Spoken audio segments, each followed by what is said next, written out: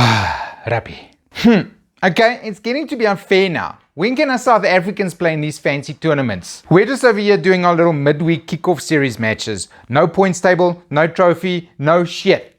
Meanwhile, Tyke Furlong is putting his hand up for Lions 10 over in exotic Edinburgh. And don't even get me started on the Reds beating the Brumbies in Canberra, because that's for later in the video. Gosh!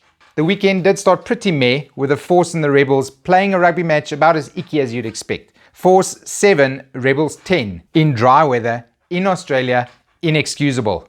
I'm giving the Force a pass as if that matters, because they haven't been in Super Rugby for a few years and they're still trying to find their feet. The Rebels should be better though, they have no excuse. They've got lots of wallabies with caps and they've got many Super Rugby caps. At least the Rebels have unearthed Kabose Eloff, the Andy Dwyer of Super Rugby AU. He's the man who gets the basics done right and then adds weird prop flair things like running in open space and doing little offloads and wearing pink budgie smugglers. What's not to like? Imagine a wallaby front row of Eloff and Taniela Tupou. Sounds like a good and extremely bad idea. Speaking of Tupou, it's late in the video and I can now talk about Brumbies versus Reds in Canberra. What a game. What a game. The Reds winning after coming back from 17-0 down to win 38-40. Thigh guy Tupou was having a barnstorming game off the bench. He even scored a try and was causing all kinds of trouble for the Brumbies at scrum time. Take nothing away from the Brumbies though, they played a great match. It was just the Reds bench that took the game away from them. James O'Connor has also matured into a great leader and young Brumbies fly-off Lolo Sio could learn a lot from him in a Wallaby camp. Now to Aotearoa, they played 2 games and both ended 39-17. Weird that. New Zealand is like too organized. The Crusaders played the Chiefs at home, which means they won, duh. They are like a stats generating machine. Every player in that team seems designed to just make more stats.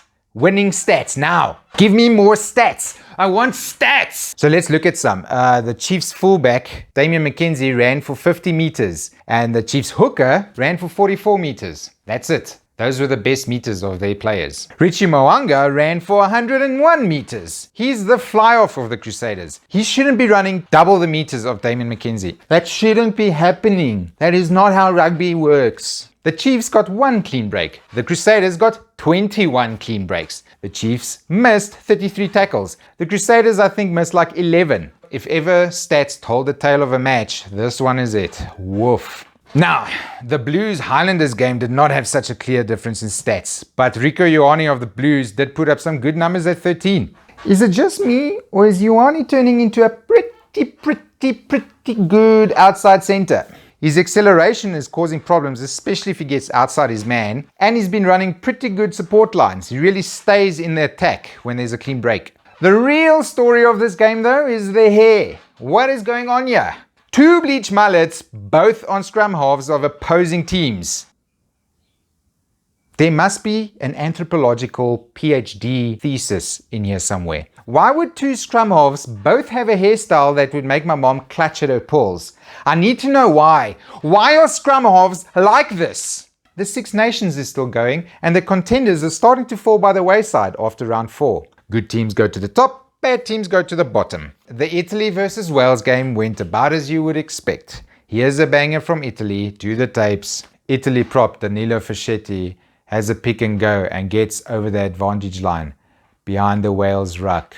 A good clear out by number 8 Lamaro draws advantage for Italy and the free play is on. Number 9 Varney sees winger Ioane lingering next to him and decides to pass the ball to him and give him a go. Ioane runs down the touchline and does a little chip kick over the Welsh backfield defense. The chase and bounce both work out beautifully and Ioane goes over for a great try in the corner.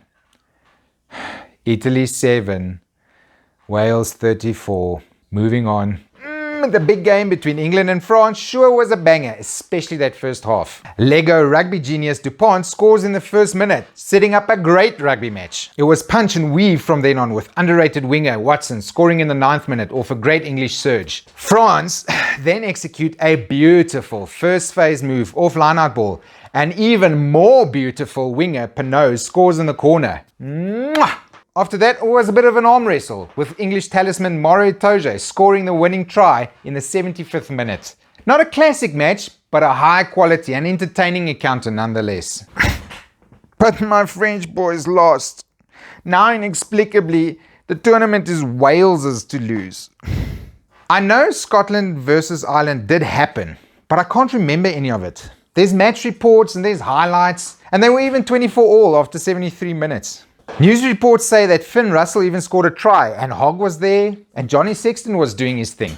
All I can think of is this. Hoo, ha, hoo, he, hoo, ha, he, hoo, ha. Scotland, fix your line-out, my dudes. Maybe it was the long time without a match, but winning 2 line-outs the entire game is not how you get that backline going. Ireland, play a little bit more happy. I don't know.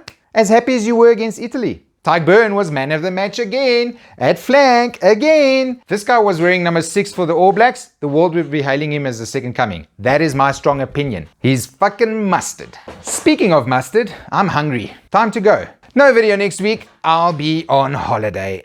See you the week after, when Wales are probably champions after beating a 13-man French team in Paris with Charles Olivon playing on inside centre or something. That's just how Wales have been going. Bye!